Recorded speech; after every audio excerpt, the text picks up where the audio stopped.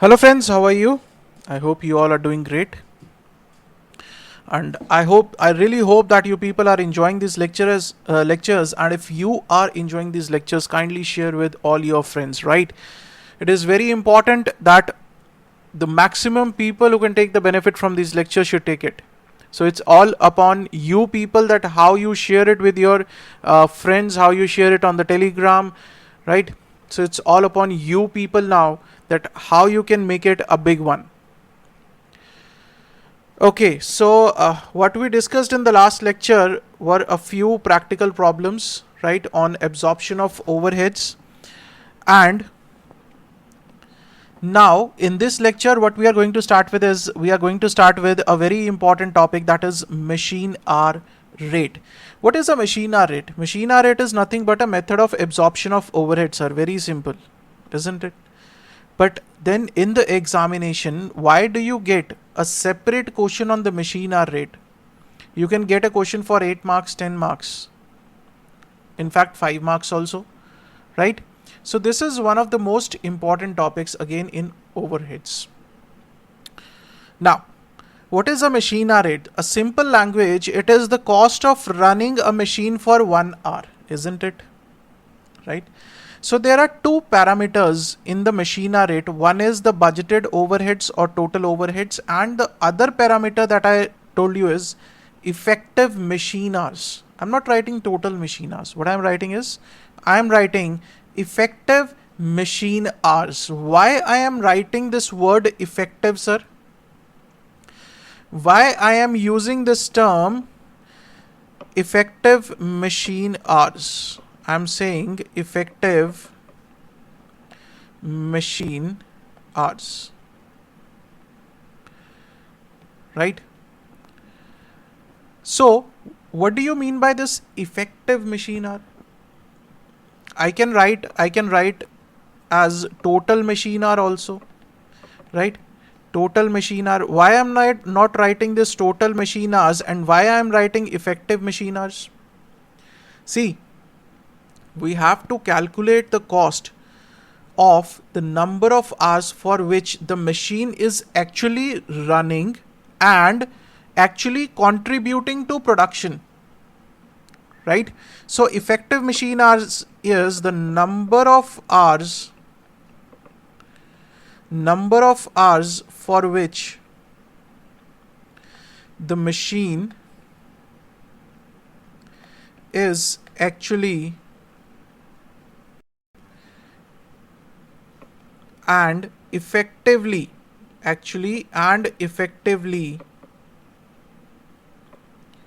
contributing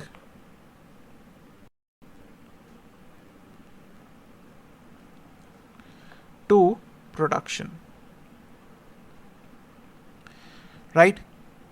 So that is why we are using this term effective machine hours. That is the number of hours for which the machine is actually and effectively contributing to production, right, sir? Now, for machine hour rate calculation, we need two things. One is the budgeted overheads, and the other thing is effective machine hours, right? Let's see the calculation of effective machine hours now.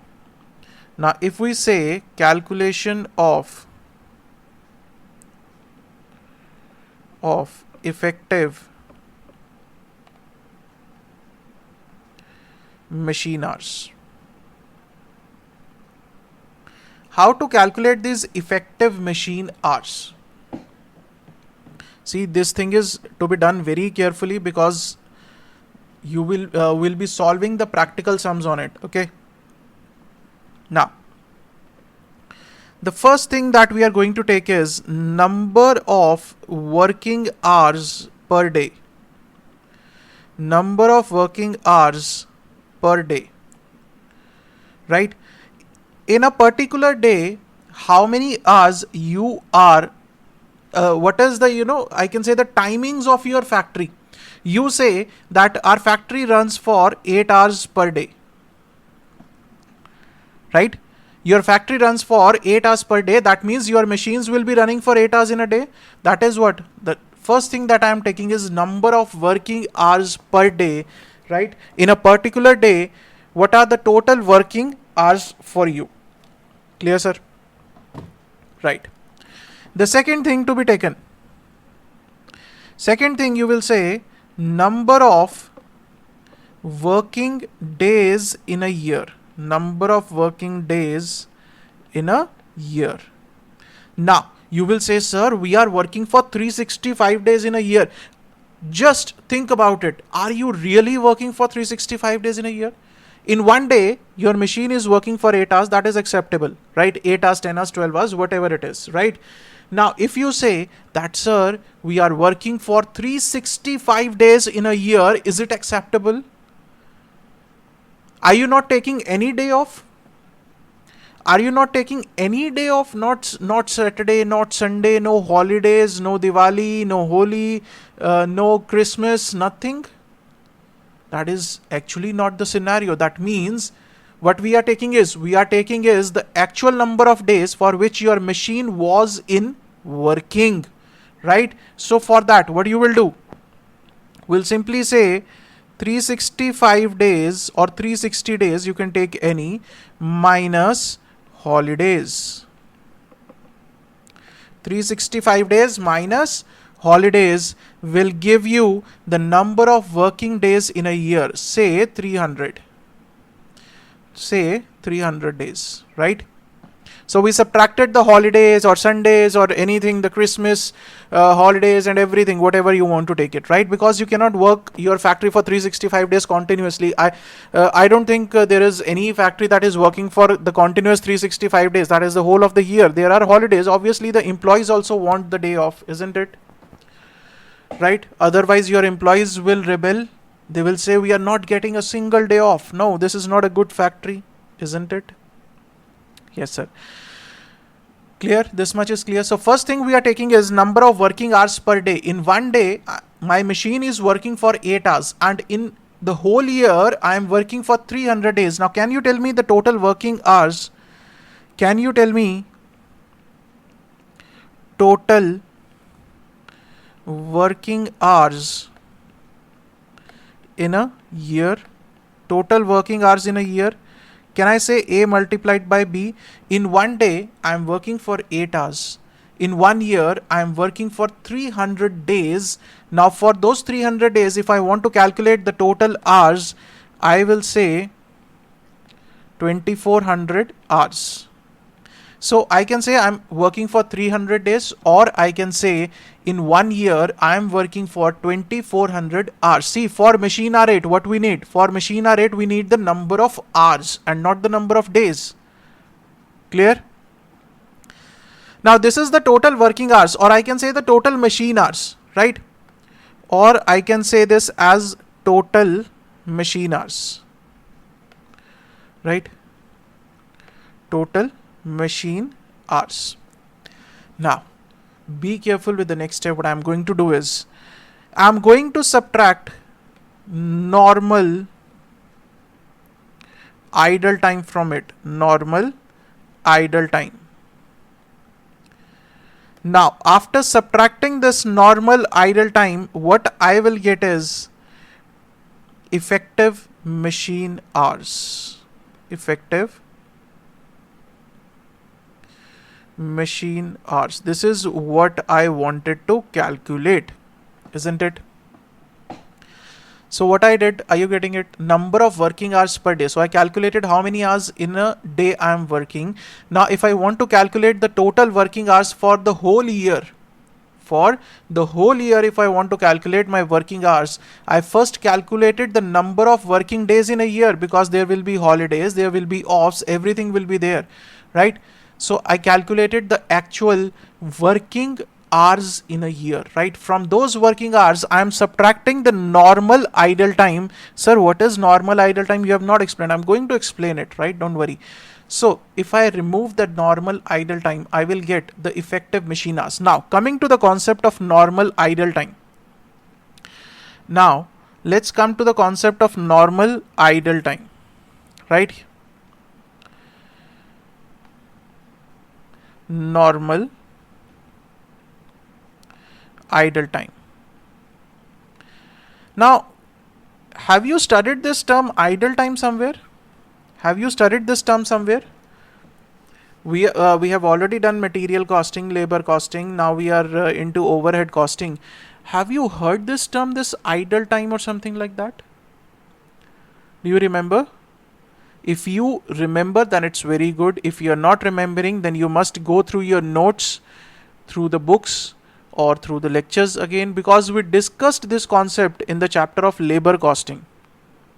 Remember? Effective labor hours. There we calculated what? We calculated effective labor hours and we did the discussion on idle time. What is idle time, sir? What is idle time? Idle time is the time for which the production is not taking place, but you are making the payment for that. Right?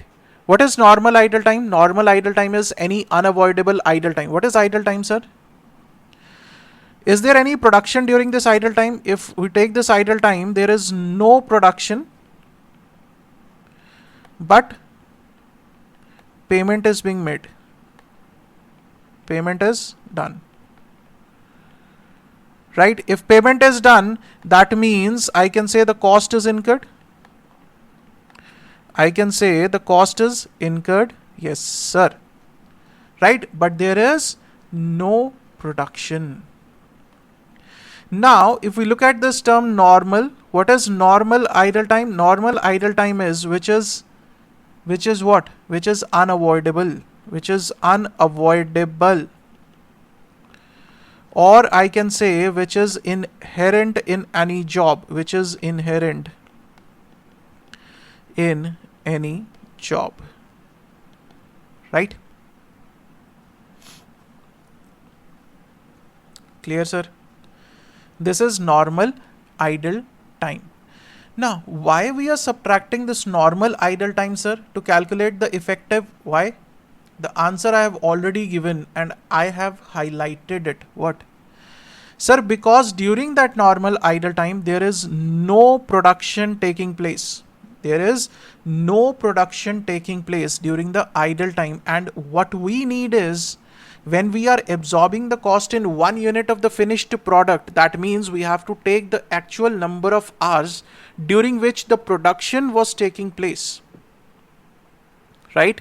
During which the production was actually being taking place. That is why we call it as effective machine hours and not the total machine hours. Right? Sir, what can be the examples of normal idle time? I'm extending this normal idle time topic now.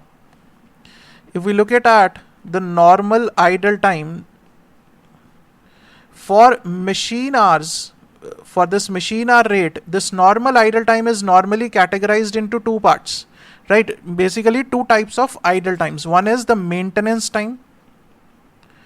One is the idle time due to maintenance services, or the second one is setup. Right? This maintenance is again a normal idle time. Why, sir? Because your machine requires maintenance from time to time. Say you are running a machine, right? Your machine parts requires the oiling or something from regular basis. Otherwise, your machine will break down, right? That is what the maintenance part. Now, if you are oiling the machine parts, obviously you will stop the machine first, or you will do it on the running machine and get some injury or something. Obviously, sir, you will stop the machine, only then you will oil the parts or something.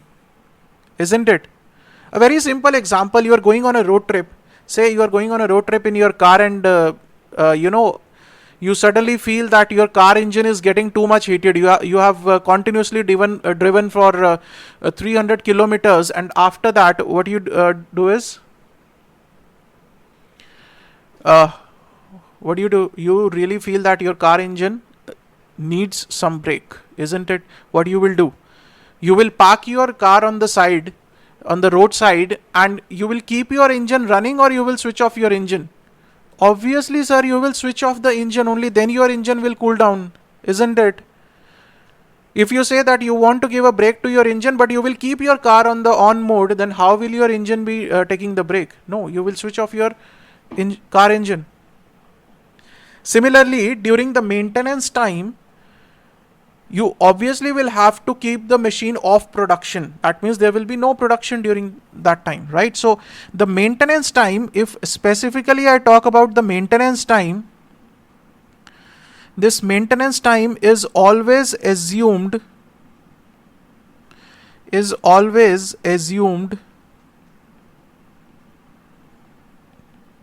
to be unproductive,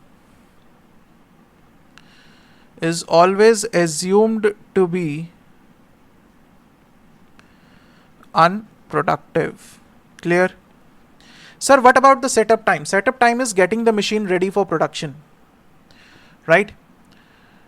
Setup time is getting the machine ready for production. Now this setup time, there is again two parts. Setup time can be productive and setup time can be unproductive, right? Sometimes they say that setup time is productive, sometimes they say it is unproductive.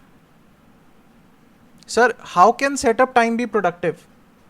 Sometimes what happens is, while you are setting up the machine, you start with the production with the initial setup, right? Then you keep on adding the things, or if you want the oil, you keep on adding the oil. Sometimes it happens like that, right? Although most of the times it will be unproductive, right? If the question is silent, sir, what to do then? If the question is silent, you will take it as unproductive time. If question is silent. If question is silent as to the setup time, then you will always take it as unproductive. That means no production is taking place during that time, right? No power and fuel is being consumed. No power and fuel is consumed during this time, right? So you will take it as unproductive. You will take it as productive only and only if the question specifically mentions that setup time is productive. Clear? Clear, sir? So this is about the normal idle time, that what all can be there in the normal idle time: maintenance and setup time. These are the two things that we'll be dealing while dealing with the machine hour rate. Maintenance and setup time. Maintenance always assumed to be unproductive. Setup time can be productive and unproductive, right? Setup time can be productive and unproductive also. Clear? And if the question is silent, you have to take the setup time as unproductive only. So this is all about the calculation of effective machine hours. That means we have covered the first part, right? We have covered the first part, that is the effective machine hours. What is the second part? Second part is simply but the budgeted overheads, and you know how to calculate the total overheads. We did the question also in the last lecture: primary distribution, secondary distribution, and total overheads, right? But there is a sequence to be followed in the machine hour rate, right? While solving the questions, if you can follow that sequence, you will definitely find it very easy to solve the question. Let's see. Now what I'm going to tell you is steps in the calculation of machine hour rate. What I'm going to tell you is steps in the calculation of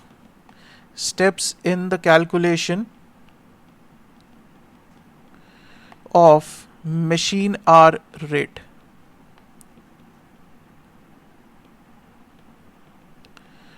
Right?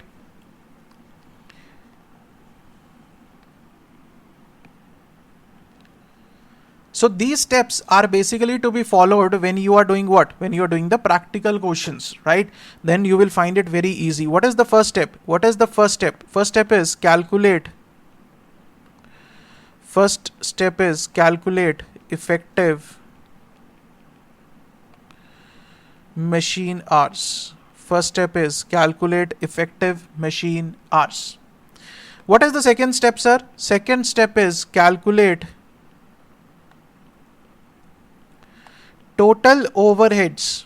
Total overheads as follows. Now I'm going to tell you how to calculate these overheads and everything. First of all, what we do in case of machine hour rate is we divide the overheads. The overheads should be divided between, overheads should be divided between fixed overheads and variable overheads. Are you getting the point?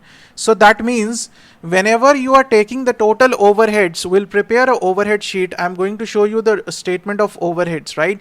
We will divide these overheads into fixed overhead and variable overhead, right?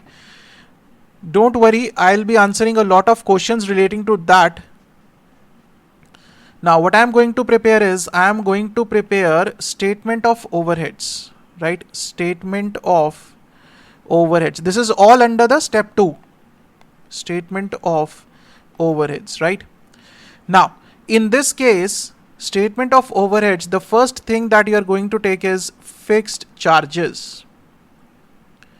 Fixed charges. What all to be taken in the fixed charges? Sir, rent and taxes. Rent, rates and taxes. This is a fixed charge. This is not going to change with the level of production, isn't it? Heat and lighting. Heat and lighting. This is again a fixed charge, right? Supervision charges.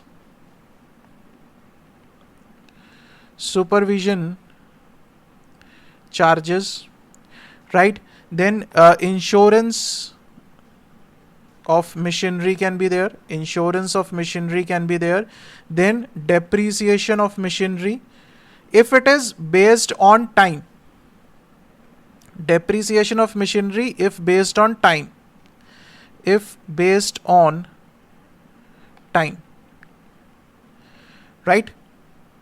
This is if based on time. So this A is the total of all the fixed charges, right? So this is the total of fixed charges. Now we are going to take the variable charges also. Let's see. Variable charges.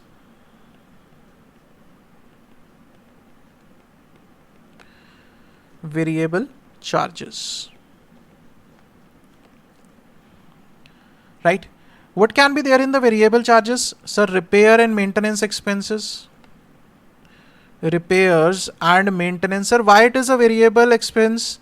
This repair and maintenance, why it is a variable expense? Sir, obviously if your machine will run for 10 hours and if your machine is running for 40 hours, right, there will be difference in the repair and maintenance cost.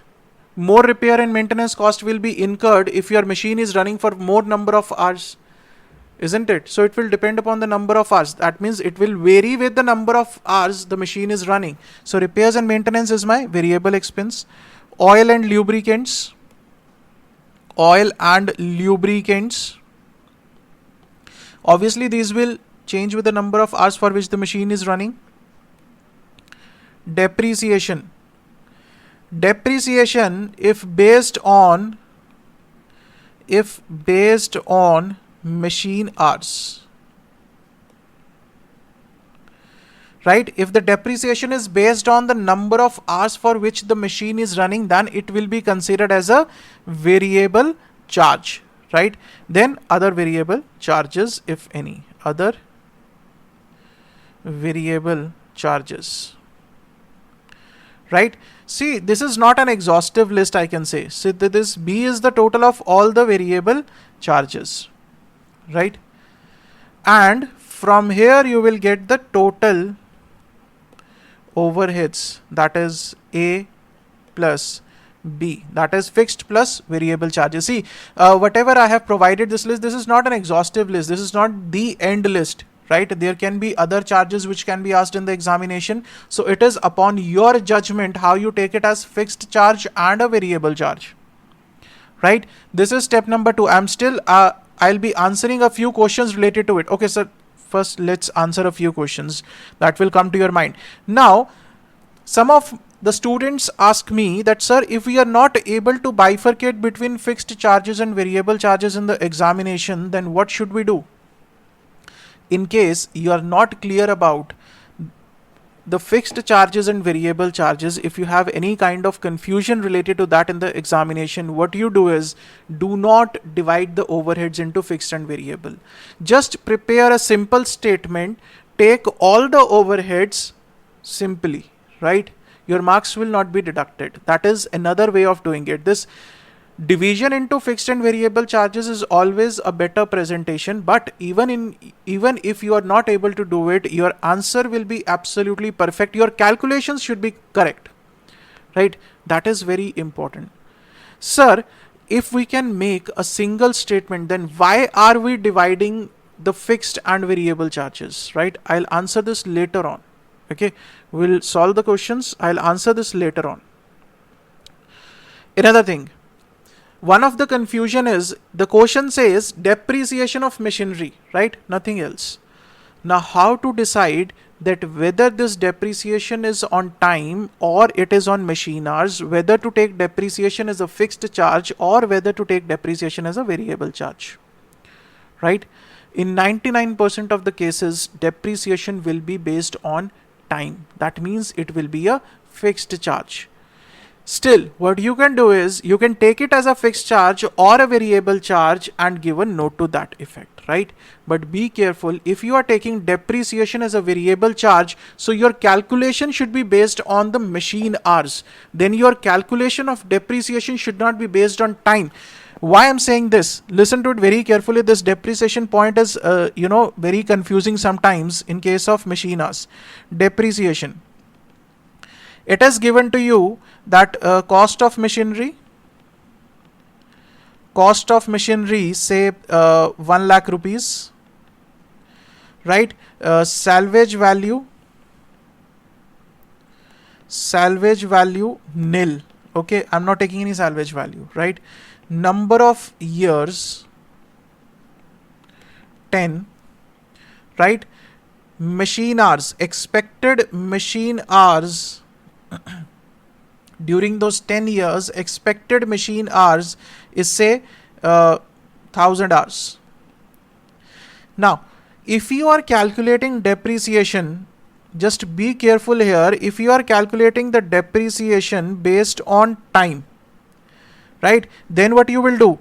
You will say 1 lakh minus 0 because salvage value is nil divided by 10 years, right?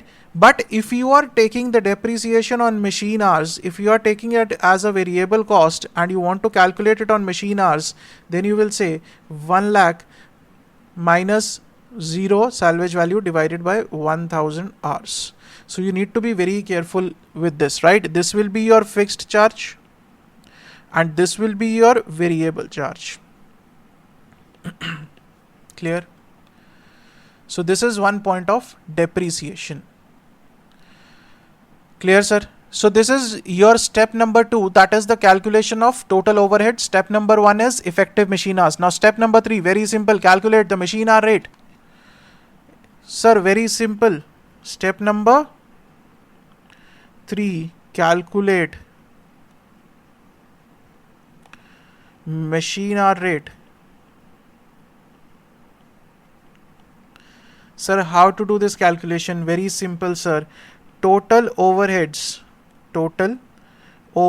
as calculated in step 2 divided by total overheads as in step 2 divided by effective machine hours in step number 1. Clear? This will give you the machine hour rate. And this is how the questions will be asked to you. So this seems very simple. It is actually very simple. The only thing is that you need to read the question carefully, need to interpret the question in the right way, right? That we'll do in the practical part. Don't worry about it. We are going to do the practical part on this also. Clear, sir? So this is all about the machine hour topic. Right, statement of overheads, fixed charges, variable charges, right? And I have discussed about the depreciation also. I have discussed about how to calculate the effective machine hours also. We have done the extensive discussion on the normal idle time also, right? I hope this is clear. Enjoyed the lectures, guys? If you are enjoying the lectures, do hit the like button. That is a really motivational thing for all of us, that yes, our content is being liked, right? And share it with maximum people. That is very, very important, and that is only you people can do it, Okay, sir. So we are done with the theoretical part of machine hour rate. That means the conceptual part of machine hour rate. In the next lecture, what we are going to do is, next lecture we'll be doing the practical part, practical sums on machine hour rate. Right? So stay tuned for the next lecture. See you guys in the next lecture. Till then, stay safe, stay healthy. Thank you so much.